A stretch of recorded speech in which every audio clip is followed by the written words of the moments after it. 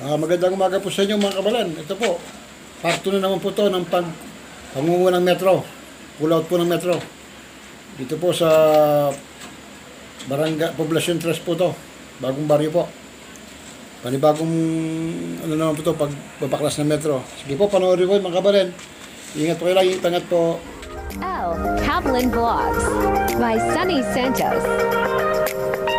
Halina't ating saksihan ang buhay dito sa probinsya.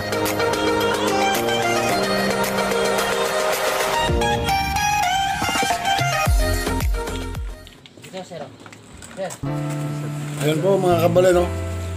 Tinitinan po namin yung wire na yan, yung metro na yan, papaklasin po namin kasi maraming nakabit. At yan yung, tinan nyo yung nakadugtong na yun, dinugtong lang po nila.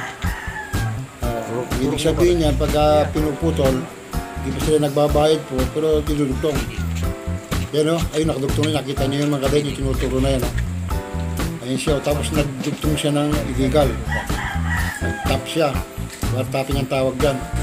Kaya po na-surprise sila ngayon, kukunin yung kontador po nila. Ayan, mga kasama ko. Nahanap nila kung saan nanggagaling, kung saan umabot yung wire na yun. Yung tinapin nila. Ngayon kukunin na po yung metro. Kaya, ayan po. Pinatawag na yung may-ari nito. Illegal po yung ginawa nila. Kaya ganyan po. Napakasin yung metro. Kukumpiskahin po. Kaya mga kabalan, panoorin po ninyo sa mga short video namin ito na pagbabakas po ng metro. Ito po mga kabalan, maraming salamat nga pala sa patuloy ng panonood. Pagtangkilik po sa ating YouTube channel. Ingat po kayo palagi mga kabalan. Ingat po.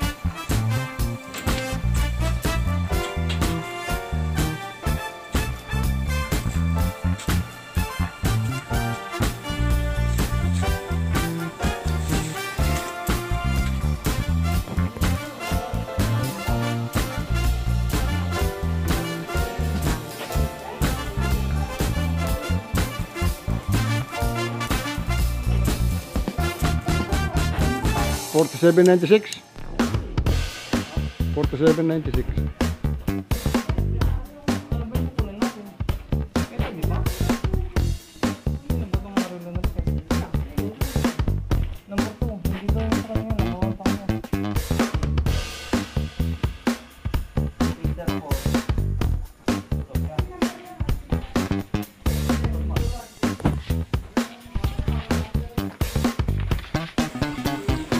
Ito po mga kabalan, ay papakita ko sa inyo. Ito yung na-cross-speaker na nakuha pa namin metro.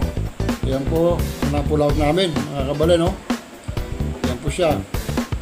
Kaya ganyan po pagka gumagawa ng mga illegal, yan po kinukuha ng mga metro. Kaya po mga kasama ko, nandiyan sila. Kaya nagpapahinga sila. Yung isa naman, hinihintay pa nila ang pagkuha. Ayan po yung mga metro kukuhanin, no? Ayan. Ayan po, mga illegal po yun. Salamat po, maraming sa inyo. Ito, ingat.